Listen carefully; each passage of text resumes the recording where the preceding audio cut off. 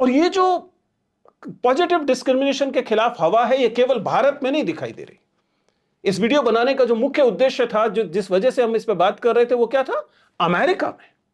America में जब Donald Trump आते हैं तो वो आते ही बाकायदा घोषित तौर पर इलॉन मस्क का सहारा लेते हुए घोषित तौर पर यह पॉलिसी डिक्लेयर करते हैं कि अब वहां डाइवर्सिटी, इक्विटी, इंक्लूजन को खत्म कर दिया जाएगा।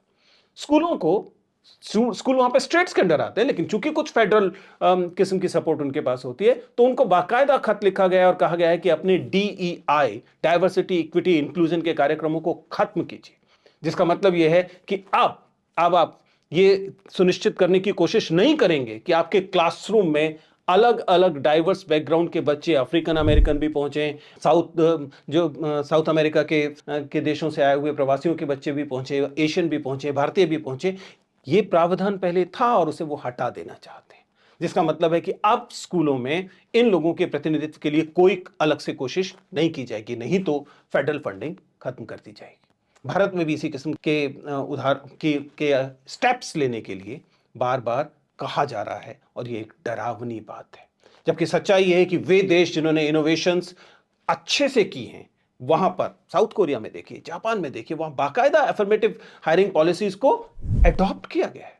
क्या हम ये कहते हैं कि वो इनएफिशिएंट लोग हैं? क्या जापान की मशीनरी जो है इनएफिशिएंट है? ये सच नहीं है।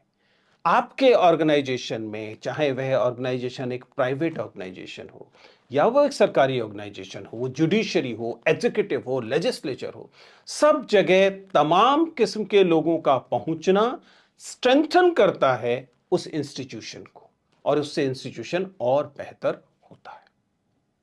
अब जरा इस पॉलिटिकल रियलिटी को समझने की कोशिश करते हैं कि रिजर्वेशन, वाकई जाति आधारित रिजर्वेशन खत्म होगा या होना चाहिए क्या? भारत एक डेमोक्रेसी है, और इस आरक्षण का लाभ अगर हम फिलहाल ईडब्ल्यूएस आरक्षण को छोड़ भी दें, तो जिस वर्ग को मिल रहा है उसकी देश में आबादी कितनी है?